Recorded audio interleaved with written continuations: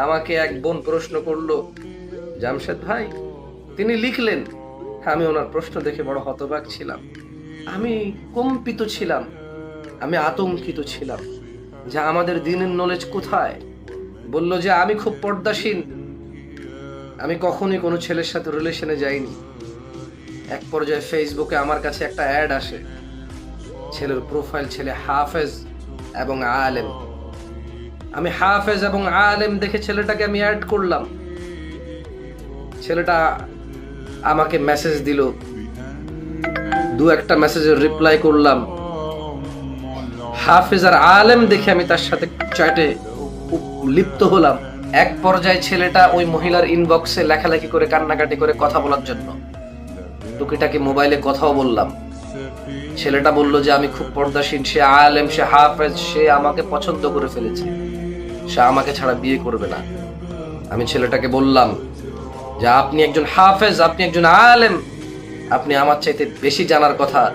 এইভাবে কথা বলা, এভাবে চ্যাটিং করা, চ্যাটে উপলব্ধ হওয়া, কানেক্টেড থাকা হারামুন আকবার। আপনি তো আলেম আর হাফেজ মানুষ, জানেন আপনার ওই হাফেজ ভাই কি করেছে? আপনি শুনলে অবাক হবেন। আপনার হাফেজ ভাই ওই মেয়েটা যেটা ভালো থাকতে চায়, মেয়েটা যেটা জানে প্রেম ভালোবাসা করা হারাম, বিবাহের পূর্বে সম্পর্ক করা হারাম, যদিও তার এই দাবি মিথ্যা ছিল, ওই মহিলা, ওই বোন হয়তো তার জ্ঞান কম ছিল। সে বললো যে এক পর্যায়ে সে কান্নাকাটি করার পর আমি বললাম যে বিবাহের আগে তো এইসব কথাবার্তা বলা, সম্পর্ক করা হারাম।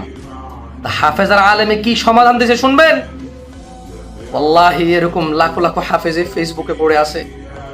বোন তুমি ধোকায় পড়িও না। এরকম লাখো লাখো আলেম এরকম ফেসবুকে পড়ে আছে যে তোমাকে এইরকম ফতোয়া দিয়ে তোমার জীবন নষ্ট করতে চায়। আপনি শুনবেন ওই মেয়ে যখন এটাকে হারাম বলছে, ওই হাফেজ আর ওই আলেম কি সমাধান দিছে? বললো যে ঠিক আছে, আমি খুতবা পড়বো, তুমি আমিন বলবা, আমাদের বিয়ে হয়ে যাবে। ফেসবুকে বিয়ে! বাহ বাহ বাহ, what a solution, what a solution! কি সলিউশন? মেয়ে বললো আপনি হাফেজ আলেম মানুষ, আপনি জানার কথা, এইভাবে কথা বলা হারাম। তো ছেলে হালাল করার পদ্ধতি বের করলো। ছেলে এবার মেয়েকে বললো যে আমি খুতবা পড়বো, তুমি আমিন আমিন আমিন বলবা, আমাদের বিয়ে হয়ে যাবে। তা বললাম what is your question now?